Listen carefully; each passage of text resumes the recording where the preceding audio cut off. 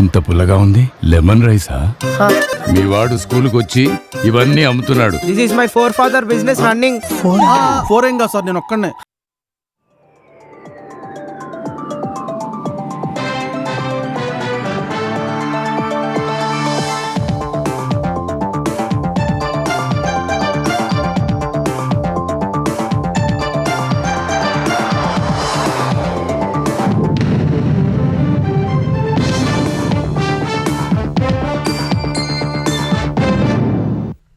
నమస్కారం, ETV news కు స్వాగతం. ముందుగా ముఖ్యాంశాలు. అధికార విపక్షాల సవాళ్లతో దద్దరిల్లిన హైదరాబాద్. గురుకులాల టెండర్లపై చర్చ కోసం గన్ పార్క్ వెళ్లిన మంత్రులు, బీఆర్ఎస్ నేతలను అడ్డుకున్న పోలీసులు. తెలంగాణ రుణాలపై జూపల్లితో చర్చ కోసం బీఆర్ఎస్ భవన్లో సిద్ధమైన కేటీఆర్. గన్ పార్కుకు వెళ్లిన మంత్రి అప్పులు చేయలేదని చెప్పాలని కేసీఆర్ కు సవాల్. బీబీజీ రామ్జీ పథకం అమలుకు తెలంగాణ కేబినెట్ నిర్ణయం. అభ్యంతరాలపై సుప్రీంకు వెళ్లాలని తీర్మానం. మూసీ ప్రాజెక్టు తొలి దశకు గ్రీన్ సిగ్నల్. బీబీజీ రామ్జీ చట్టంతో పేదల ఉపాధికి హామీ. 125 రోజులు పని లభిస్తుందన్న చంద్రబాబు. శివరాజ్ సింగ్తో కలిసి పథకం ప్రారంభించిన సీఎం. ఆంధ్రప్రదేశ్కు రాజధాని అమరావతేనన్న ముఖ్యమంత్రి. ఎన్నికలు పూర్తి కాగానే మావిగన్ మంత్రం జపిస్తున్నారంటూ జగన్పై విమర్శలు.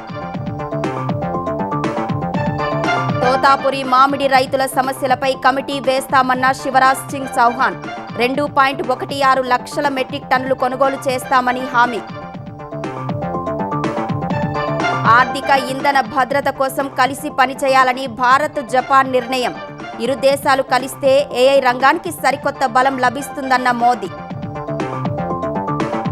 అమెరికా ఇరాన్ మధ్య దోహాలో ముగిసిన పరోక్ష చర్చలు. ఎలాంటి పురోగతి లేదని సంకేతాలు. ఖమేనీ అంత్యక్రియల తర్వాత తదుపరి భేటీ.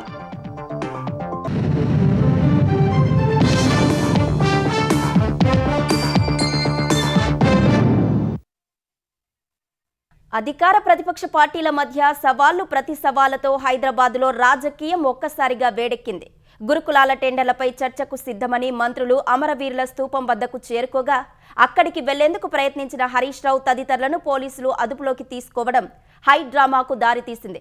ఇదే సమయంలో అప్పులపై చర్చకు తెలంగాణ భవన్కు వస్తానన్న జూపల్లి కోసం ఎదురు చూస్తున్నట్లు కేటీఆర్ చెప్పగా అమరవీరుల స్తూపం వద్దకు వెళ్లిన మంత్రి తాను చెప్పింది అబద్ధమో నిజమో కేసీఆర్ స్వయంగా చెప్పాలని డిమాండ్ చేశారు.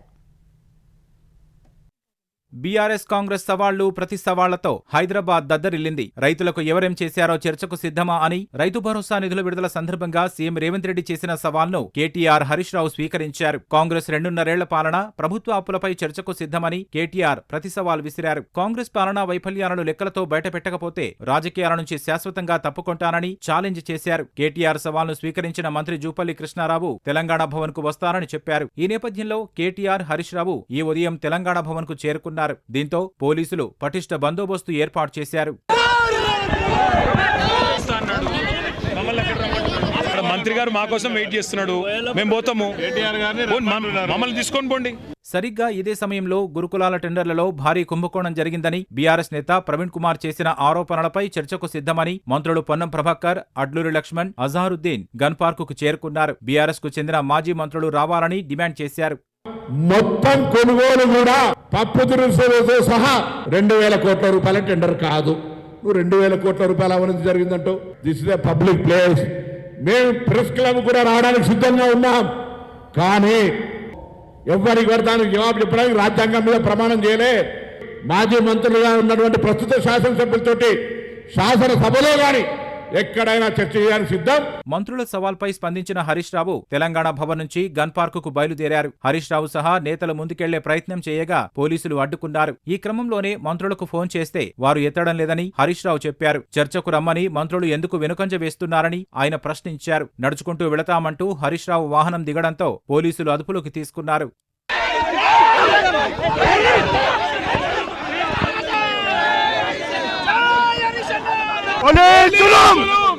మంత్రులు ముగ్గురు సవాలు వేసిండ్రు.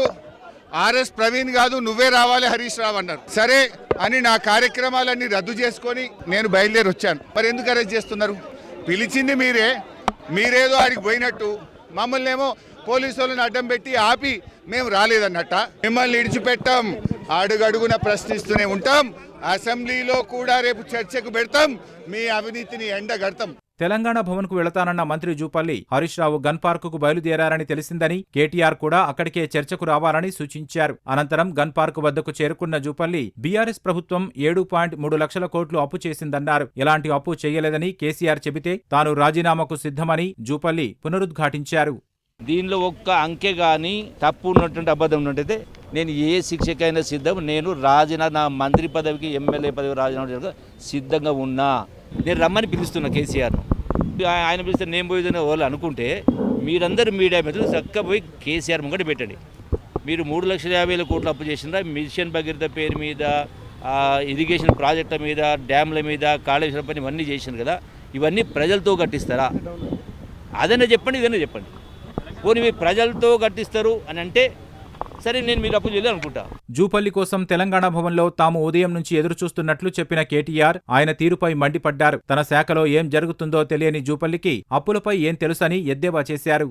అప్పులని జూపల్లి గారు తాతాలాడుతున్నాడు కదా, హరీష్ రావు గారిని మీరు రమ్మన్నారు, అందుకే మేము పంపించాము. మరి గేటు దాటక ముందే ఆయన అరెస్ట్ చేసి మళ్ళీ ఇవాళ అక్కడుంటా ఇక్కడుంటా, ఇప్పుడు నేను గన్ పార్క్ పోతే మళ్ళీ చార్మినార్ కాడికి రా అంటాడు, చార్మినార్ పోతే కొల్లాపూర్ రా అంటాడు. ఏం చేయాలి? నేను ఆయన డైలాగులు కొట్టడం పారిపోవడం కాదు. చేతనైతే అసెంబ్లీ పెట్టు, ఆడేయడెందుకు? అసెంబ్లీలో తెలుసుకుందాంపా. నువ్వు గన్ పార్క్ కార్డునే ఉంటా అంటే నాకు పోలీస్ ఎస్కార్ట్ పెట్టి నేను కూడా వస్తాను. గురుకుల టెండర్లలో 2,000 కోట్ల రూపాయల అవినీతి జరిగింది కాబట్టే చర్చకు వెళ్లకుండా తమను అడ్డుకున్నారని మాజీ మంత్రి హరీష్ రావు ఆరోపించారు. కంచన్బాగ్ పోలీస్ స్టేషన్ నుంచి విడుదలైన తర్వాత తెలంగాణ భవన్లో ఆయన మీడియాతో మాట్లాడారు. చర్చకు మంత్రులే రమ్మన్నారని, వస్తుంటే పోలీసులతో అరెస్టు చేయించారని మండిపడ్డారు. ఒక్క రోజులోనే 1,00,000 కోట్ల రూపాయల అప్పు తగ్గించిన మంత్రి జూపల్లి తక్షణమే పదవికి రాజీనామా చేయాలని హరీష్ రావు డిమాండ్ చేశారు. జూపల్లి కృష్ణారావుకు పాలమూరు పౌరుషం ఉంటే తక్షణమే ఆయన రాజీనామా చేయాలి. 8 లక్షల కోట్ల అప్పు బీఆర్ఎస్ ప్రభుత్వం చేసింది, అది నేను చూపిస్తాను నిన్న అన్నాడు. ఇవాళ ఏమన్నాడు తెలుసా? ఆయనే 1,00,000 కోట్లు తగ్గించి 7 లక్షల కోట్ల అప్పు చేసిందని ఇవాళ మాట్లాడిండు. నిజంగా చర్చ జరిగింటే 3 లక్షలకో 4 లక్షలకో ఒప్పుకునేవాడు, ఇంకో 3 లక్షలు తగ్గేది. ఇక రెండవ పార్ట్, మంత్రులే మమ్మల్ని పిలిచారు, మంత్రులు మాకు సవాల్ వేసినారు కనుక దాన్ని స్వీకరించి మేము వెళ్తున్నాం. ఇవాళ మమ్మల్ని అరెస్ట్ చేసి తీసుకుపోయి పోలీస్ స్టేషన్ లో పెట్టారు. ఈ టెండర్ల మీద చర్చ జరిగితే మీ అవినీతి, మీ బండారం బయటపడుతుందని ఇవాళ మమ్మల్ని అరెస్ట్ చేసి మీరు తప్పించుకున్నారు. ప్రభుత్వం తోక ముడిచింది, పారిపోయింది అని చెప్పి అర్థమైతా ఉంది. సవాల్కు కట్టుబడి మంత్రులు గన్ పార్క్ వద్దకు వస్తే బీఆర్ఎస్ నాయకులే రాలేదని మంత్రి పొంగులేటి శ్రీనివాసరెడ్డి అన్నారు. బీఆర్ఎస్ నేతలు ఇంకా అధికారంలోనే ఉన్నామనే భ్రమలో ఉన్నారని విమర్శించారు. గత బీఆర్ఎస్ ప్రభుత్వ అవినీతిని సీఎం రేవంత్ రెడ్డి, మంత్రులు, ఎమ్మెల్యేలు అసెంబ్లీ సాక్షిగా బయటపెట్టారని అన్నారు. అయినప్పటికీ ప్రస్తుత ప్రభుత్వంపై నిరాధార ఆరోపణలు చేస్తూ ప్రజలను తప్పుదోవ పట్టించే ప్రయత్నం చేస్తున్నారని విమర్శించారు. వెనక్కి అడుగేసే సంస్కృతి ఈ కాంగ్రెస్ పార్టీకి లేదు. అనుకున్న టైం ఏంది, ఆ టైంలో మా మంత్రులు ఆడికి వెళ్ళారు. ఎవరూ మీరు కనిపించలా, గంట కూర్చున్నారు. కనిపించకుండా ఉన్న మీరు మీ గుండాయిజం, మీ గుండాగిరిని చూసి భయపడ్డామని అనుకుంటున్నారేమో. ఇది ప్రజాబలం ఉన్న ప్రజా ప్రభుత్వం. ఈ దౌర్జన్యం మీరు ఏదో చేస్తారనో భయపడి వెళ్ళేది ఉండదు. ఎప్పుడు అసెంబ్లీ సమావేశపరచాలనో తప్పకుండా సందర్భం వచ్చినప్పుడు ఆ డేట్ కూడా ప్రకటిస్తాం. కాంగ్రెస్ బీఆర్ఎస్ నేతల డ్రామాలు బిగ్ బాస్ షోను తలపిస్తున్నాయని కేంద్ర మంత్రి బండి సంజయ్ విమర్శించారు. గురుకుల టెండర్లు, అప్పులు, అవినీతి అక్రమాలపై బీజేపీతో చర్చకు రావాలని కాంగ్రెస్ బీఆర్ఎస్లకు బండి సంజయ్ సవాలు చేశారు. 2 పార్టీలు తమ పాలనపై ప్రజల ప్రశ్నలకు జవాబిచ్చేందుకు సిద్ధమా అని నిలదీశారు. కాంగ్రెస్ బీఆర్ఎస్ పాలన వైఫల్యాలను ప్రజల ముందుంచేందుకు తాము సిద్ధమన్నారు. 2 పార్టీలు ఈ తరహా నాటకాలు కొనసాగిస్తే ప్రజలు చీకొట్టడం ఖాయమని హెచ్చరించారు. ఈ రాజకీయ బిగ్ బాస్ షోలో ప్రజలు డబుల్ ఎలిమినేషన్ కోరుకుంటున్నారని అన్నారు. వీళ్ళు నటిస్తలేరు, నటులు జీవిస్తున్నారు. రెండు పార్టీల నాయకులు మీరు ఆడుతున్న నాటకాలు ఆపండి. మిమ్మల్ని చూసి ప్రజలు నవ్వుకుంటున్నారు. తెలంగాణ రాష్ట్రంలో మీకు దమ్ము, ధైర్యము, నిజాయితీ, నిబద్ధత ఉంటే భారతీయ జనతా పార్టీ ముందుకు వస్తుంది. బీఆర్ఎస్ పార్టీ నుంచి 2 నాయకులు, కాంగ్రెస్ పార్టీ నుంచి 2 నాయకులు అండి. మీరు వాళ్ళ గురించి, వాళ్ళు మీ గురించి చెప్పుకోండి. మీ ఇద్దరి గురించి మేం చెప్తాం. ప్రజలకు వాస్తవాలు తెలవాలి. గ్రామీణ ఉపాధి హామీ పథకం వీబీజీ రామ్జీ గ్రామాల ముఖ చిత్రాన్ని మార్చుతుందని ముఖ్యమంత్రి చంద్రబాబు, ఉప ముఖ్యమంత్రి పవన్ కళ్యాణ్ విశ్వాసం వ్యక్తం చేశారు. పథకాన్ని పూర్తి స్థాయిలో సద్వినియోగం చేసుకుంటామని స్పష్టం చేశారు. ఆంధ్రప్రదేశ్కు కేంద్రం అందిస్తున్న సాయానికి కృతజ్ఞతలు తెలిపిన చంద్రబాబు అమరావతిని ఎవరూ ఆపలేరని తేల్చి చెప్పారు.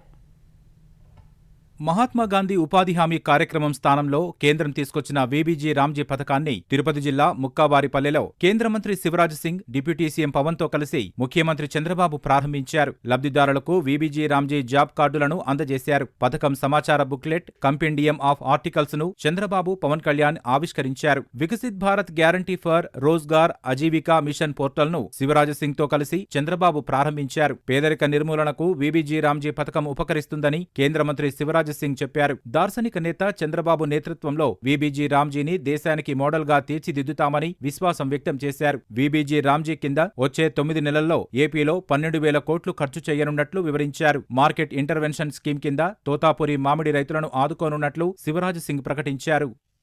तो मामा कभी खाली हाथ नहीं आता। क्या आप 2,16,250 मीट्रिक टन आम तोतापुरी मार्केट इंटरवेंशन स्कीम के अंतर्गत खरीद के अपने किसानों को पूरी कीमत दें पसीने की। इसलिए एक तो मैं स्वीकृति की चिट्ठी लाया हूं। प्रधानमंत्री आवास योजना के अंतर्गत आंध्र प्रदेश को 74,212 नए मकान स्वीकृत करने का भी हम काम कर रहे हैं। 146 नए रोड, 19 ब्रिज, उसके लिए भी 422 करोड़ 1 लाख रुपए की राशि की स्वीकृति के दोनों पत्र भी मैं सौंप रहा हूं। వీబీజీ రామ్జీని దేశానికి స్ఫూర్తిగా ఆంధ్రప్రదేశ్లో అమలు చేస్తామని ఉప ముఖ్యమంత్రి పవన్ స్పష్టం చేశారు. పల్లె పండుగ విజయాలను కొనసాగిస్తూ అభివృద్ధి చేస్తామన్నారు. ఇది కేవలం ఒక పథకం కాదు, గ్రామీణ భారతదేశ భవిష్యత్తును మార్చే ఒక మిషన్. 26-27 సంవత్సరానికి కేంద్ర ప్రభుత్వం 7,707 కోట్లు కేటాయించింది.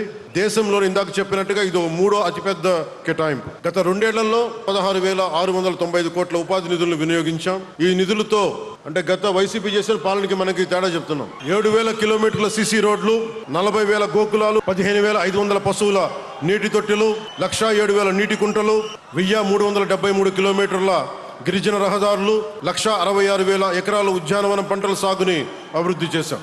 పేద ప్రజల ఉపాధికి మరింత భరోసా కల్పించడమే వీబీజీ రామ్జీ ఉద్దేశమని సీఎం చంద్రబాబు స్పష్టం చేశారు. 11,000 కోట్ల రూపాయలు ఖర్చు పెడుతున్నాం. పవన్ కళ్యాణ్ గారి నాయకత్వంలో గ్రామాల రూపురేఖలు మారతాయి. మార్చే బాధ్యత మాదే. ఒకప్పుడు 100 రోజులు, ఇప్పుడు 125 రోజులు వ్యవసాయ సమయంలో హాలిడే. అక్కడ 60 రోజులు కలుపుకుంటే సంవత్సరం అంతా పండగల రోజులు తప్ప 185 రోజులు పేదవాళ్ళకి పని కల్పించే ఏకైక కార్యక్రమం జీరామ్జీ అని చెప్పి కూడా నేను మీకు తెలియజేస్తున్నా. ఇదే సమయంలో మావిగన్ ఎన్నికల అంశమంటూ జగన్ చేసిన వ్యాఖ్యలపై చంద్రబాబు ఘాటుగా స్పందించారు. మన రాష్ట్రంలో ఒక గొడ్డలి పార్టీ ఉంది. ఎన్నికల ముందు అసెంబ్లీ సాక్షిగా అమరావతి అన్నారు. ఎన్నికలైన తర్వాత 3 రాజధానులు అన్నారు. ఇప్పుడు మ్యావిగన్ అంట. మీకు అమరావతి కావాలన్నా లేదా అని మిమ్మల్ని అడుగుతున్నా. గట్టిగా చెప్పండి.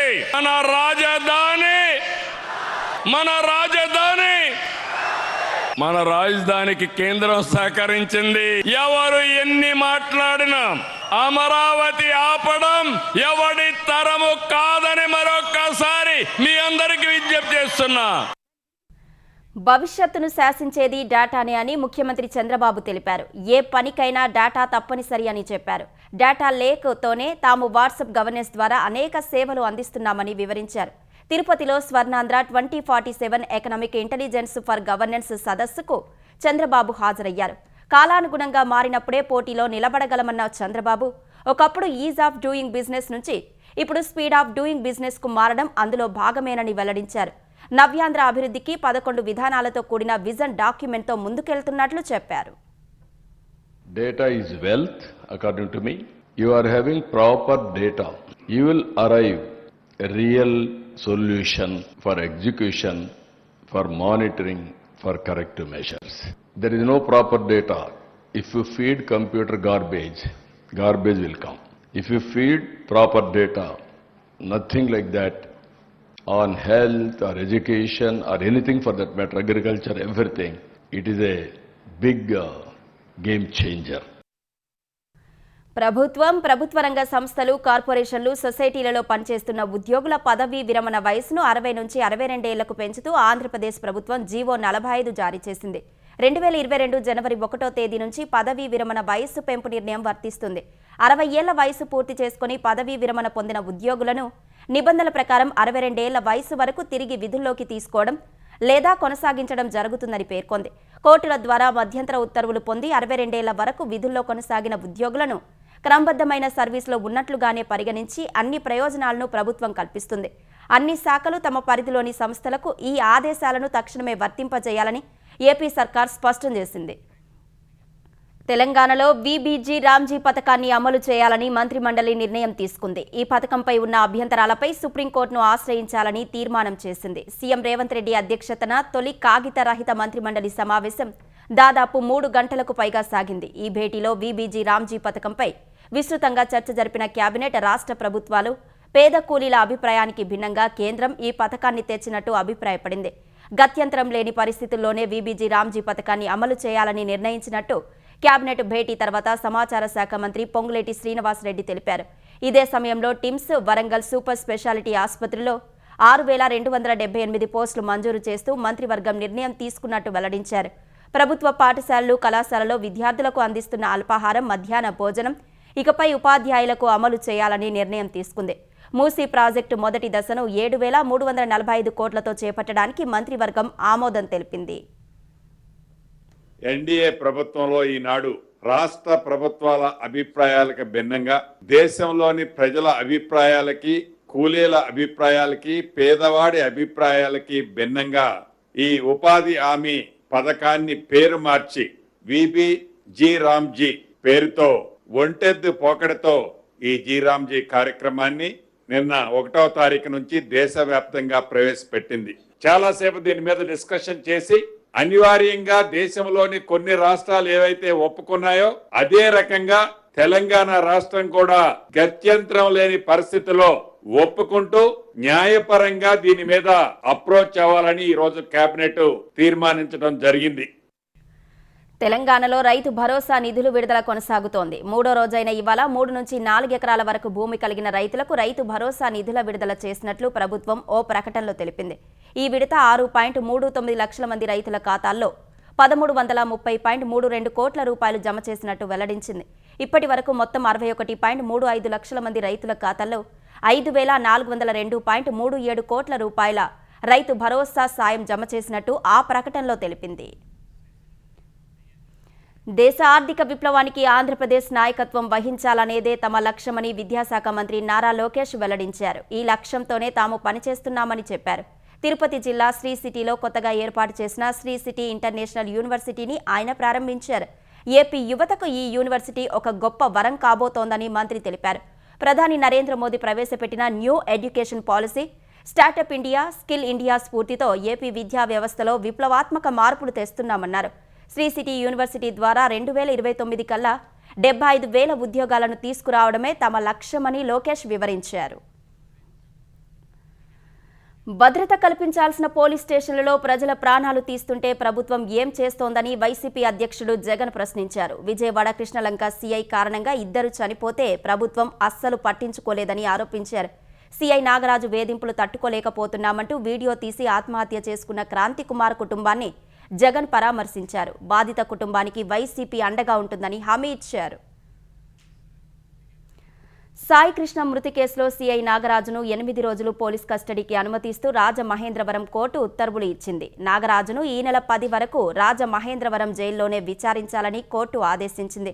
ఉదయం 10 నుంచి సాయంత్రం 5 వరకు విచారించాలని సూచించింది. ఈ విచారణ ప్రక్రియను న్యాయవాది సమక్షంలో చేపట్టాలని, ఆడియో, వీడియో రికార్డు చేయాలని కోర్టు ఆదేశించింది. ఈ విచారణ తర్వాత రికార్డులను కోర్టుకు సమర్పించాలని సూచించింది. సాయి కృష్ణ మృతి కేసులో సీఐ నాగరాజు ప్రస్తుతం జ్యుడిషియల్ రిమాండ్లో ఉన్నారు. తెలంగాణ డీజీపీ కార్యాలయం పరిపాలన విభాగంలో పనిచేస్తున్న డీఎస్పీ భీమ్రెడ్డిని ఏసీబీ అధికారులు అరెస్టు చేశారు. ఆదాయానికి మించి ఆస్తులు కూడబెట్టారనే ఆరోపణలపై డీఎస్పీ భీమ్రెడ్డి ఇంట్లో ఏసీబీ అధికారులు విస్తృత సోదాలు చేశారు. నార్సింగి వెసెల్లా మెడోస్లోని భీమ్రెడ్డి ఇల్లు సహా 16 చోట్ల తనిఖీలు చేపట్టారు. ఈ తనిఖీల్లో విల్లా, ఇల్లు, ఫ్లాట్లు, కమర్షియల్ స్పేస్లు, ఓపెన్ ప్లాట్ల పత్రాలు స్వాధీనం చేసుకున్నారు. తెలంగాణ, కర్ణాటకలో వ్యవసాయ భూములను గుర్తించారు. 75 లక్షల రూపాయల పెట్టుబడి, భారీగా స్థిరాస్తుల పత్రాలు స్వాధీనం చేసుకున్నారు. 43.6 లక్షల నగదు, 2 కిలోల బంగారు ఆభరణాలు, 20 కిలోల వెండి వస్తువులు స్వాధీనం చేసుకున్నారు. భీమ్రెడ్డి బ్యాంకు ఖాతాలో 19.91 లక్షల నిల్వలు గుర్తించారు. భీమ్రెడ్డి ఇంట్లో 23 విదేశీ మద్యం బాటిళ్లు స్వాధీనం చేసుకున్నారు. ఆస్ట్రేలియా ఎంపీ లీ టార్లమిస్ ప్రపంచ ప్రఖ్యాత రామోజీ ఫిలిం సిటీని సందర్శించారు. అక్కడి విశాలమైన ప్రాంగణం, ప్రపంచ స్థాయి మౌలిక సదుపాయాలు, అద్భుతమైన సినిమాటిక్ ఆకర్షణలను చూసి ఆయన ఎంతగానో ముగ్ధులయ్యారు. రామోజీ ఫిలిం సిటీని అద్భుతంగా నిర్వహిస్తున్న తీరును ఆయన కొనియాడారు. చలనచిత్ర నిర్మాణం, పర్యాటక రంగంలో దీనిని ప్రపంచవ్యాప్తంగా ప్రశంసలు పొందిన గమ్యస్థానంగా మార్చిన అసాధారణమైన నిర్వహణ, యాజమాన్య ప్రమాణాలను ఆయన అభినందించారు. It was wonderful to have an opportunity to visit Ramoji Film Studios today, a very impressive complex, the largest in the world. The short time I had didn't do it justice because it is so impressive, so large. I look forward to coming back again to see more because what we have seen here today is a standout and impressive and really amazing. The team and the work that they do here is really impressive, and it's no wonder that so many people are coming here to film, and I'm sure that more international players are going to come here to film their movies as well. Iran, America మధ్య దోహాలో జరిగిన పరోక్ష చర్చలు ఎలాంటి పురోగతి లేకుండానే ముగిశాయి. 2 రోజులు జరిగిన ఈ చర్చల్లో ఖతార్, పాకిస్తాన్ మధ్యవర్తులతో అమెరికా, ఇరాన్ ప్రతినిధులు వేర్వేరుగా సమావేశమయ్యారు. ఇరాన్ బృందానికి ఆ దేశ ఉప విదేశాంగ మంత్రి కజెం గరీబాబాదీ నేతృత్వం వహించారు. అమెరికా తరపున జారెడ్ కుష్నర్, స్టీవ్ విట్కాఫ్లు వెళ్లినప్పటికీ చర్చలకు హాజరు కాలేదు. 2 వారాల క్రితం కుదిరిన తాత్కాలిక ఒప్పందంలోని అంశాలపైనే ఇరు దేశాలు మళ్లీ చర్చించినట్లు సంబంధిత వర్గాలు తెలిపాయి. హర్ముజ్ జలసంధిలో సముద్ర రవాణా స్తంభింపజేసిన ఇరాన్ ఆస్తుల విడుదలపైనే సాంకేతిక చర్చలు జరిగాయి. జూన్లో యుద్ధాన్ని నిలిపివేసిన మెమోరాండంకు సంబంధించిన అంశాల్లో దోహా చర్చలు సానుకూల పురోగతి సాధించాయని తెలిపింది. స్విట్జర్లాండ్ శిఖరాగ్ర సమావేశం ఫలితాల ఆధారంగా ఈ చర్చలు ముందుకు సాగాయని పేర్కొంది. జూలై 9న ఇరాన్ మాజీ supreme leader Ayatollah Ali Khamenei అంత్యక్రియలు ముగిసిన తర్వాత తదుపరి భేటీ ఉంటుందని ఖతార్ విదేశాంగ శాఖ ప్రకటించింది. మరోవైపు ఇరాన్ అణు కార్యక్రమం పరిమితులపై ఇరు పక్షాలు పురోగతి సాధిస్తున్నట్టు అమెరికా అధ్యక్షుడు డొనాల్డ్ ట్రంప్ వాషింగ్టన్లో తెలిపారు. ఇరాన్ అణ్వాయుధ రహిత ప్రక్రియ సానుకూలంగా సాగుతోందన్నారు. అయితే దోహా చర్చల్లో అణు కార్యక్రమం ప్రస్తావనకు రాలేదని సమాచారం. ఈ అంశంపై తర్వాత చర్చిస్తామని అమెరికా ఉపాధ్యక్షుడు జేడీ వాన్స్ స్పష్టం చేశారు. ఆర్థిక ఇంధన భద్రత కోసం సమిష్టిగా కృషి చేయాలని భారత్, జపాన్ నిర్ణయించాయి. ఇందుకోసం ఉమ్మడిగా రోడ్ మ్యాప్ను రూపొందించాయి. దౌత్య సంబంధాలు ఏర్పడి 75 ఏళ్లు పూర్తవుతున్న వేళ భారత పర్యటనకు వచ్చిన జపాన్ ప్రధాని సనాయే తకైచి ప్రధాని నరేంద్ర మోదీతో విస్తృత స్థాయి ద్వైపాక్షిక చర్చలు జరిపారు. వాణిజ్యం, పెట్టుబడులు, ఆర్థిక భద్రత, ఇంధనం, నూతన సాంకేతికత, రక్షణ రంగాల్లో సంబంధాలపై సమీక్షించారు. ఇంధనం, క్రిటికల్ టెక్నాలజీ వంటి రంగాల్లో సహకారాన్ని మరింత పటిష్టం చేసుకోవాలని నిర్ణయించారు. సైనిక పరికరాలను సంయుక్తంగా అభివృద్ధి చేయాలని నిశ్చయించారు. రక్షణ, ఆర్థిక భద్రత, కృత్రిమ మేధస్సు, ఇంధన రంగాల్లో ఇరు దేశాల మధ్య పలు ఒప్పందాలు కుదిరాయి. అనంతరం మాట్లాడిన మోదీ ప్రస్తుతం నెలకొన్న అస్థిర పరిస్థితుల్లో పరస్పర నమ్మకం వ్యూహాత్మక ఆస్తి అని అన్నారు. భారత్, జపాన్ బంధమే అందుకు నిదర్శనమని తెలిపారు. జపాన్ సాంకేతికత, భారత్ సాఫ్ట్వేర్ నైపుణ్యాలు కలిస్తే ఏఐ రంగానికి సరికొత్త వేగాన్ని, బలాన్ని ఇస్తుందని మోదీ అన్నారు. మేక్ ఇన్ ఇండియాలో భాగంగా సైనిక హార్డ్వేర్ను సంయుక్తంగా అభివృద్ధి చేయడానికి అంగీకారం కుదిరిందని మోదీ వివరించారు. అయోధ్య రామ మందిరం విరాళాల దుర్వినియోగంపై వివాదం కొనసాగుతున్న వేళ అయోధ్యలో తన సేవలు ముగిసినట్లు శ్రీరామ జన్మభూమి తీర్థ క్షేత్ర ట్రస్టు మాజీ ప్రధాన కార్యదర్శి చంపత్ రాయ్ తెలిపారు. ఈ వ్యవహారంలో ట్రస్టు సభ్యులు తన నమ్మకాన్ని వమ్ము చేశారని ఆవేదన వ్యక్తం చేశారు. అయితే ఆ నమ్మక ద్రోహం ఎవరు చేశారనే విషయాన్ని ఆయన స్పష్టం చేయలేదు. రామ మందిరం విరాళాల చోరీ కేసులో నిందితులుగా ఉన్న చంపత్ రాయ్, అనిల్ మిశ్రా ట్రస్టులో కీలక సభ్యులుగా ఉన్నారు. చోరీ కేసు వెలుగులోకి రావడంతో తమ పదవులకు రాజీనామా చేశారు. వీరి భవిష్యత్తును ఈ నెల 6న జరిగే ట్రస్టు సమావేశంలో నిర్ణయించే అవకాశం ఉన్నట్లు అధికార వర్గాలు తెలిపాయి. రామ మందిరం విరాళాల్లో అవకతవకలు జరిగాయని సమాజ్వాదీ పార్టీ అధినేత అఖిలేష్ యాదవ్ ఆరోపించగా వివాదం తెరపైకి వచ్చింది. ఈ ఆరోపణలపై దర్యాప్తు చేపట్టిన సిట్ జూన్ 23న తన ప్రాథమిక నివేదికను ప్రభుత్వానికి సమర్పించింది. ఆ నివేదిక ఆధారంగా ఎఫ్ఐఆర్ నమోదు చేసి ఆలయ విరాళాల లెక్కింపు ప్రక్రియతో సంబంధమున్న 8 మందిని అధికారులు అరెస్టు చేశారు. చంపత్ రాయ్ వాంగ్మూలాన్ని దర్యాప్తు అధికారులు రికార్డు చేశారు.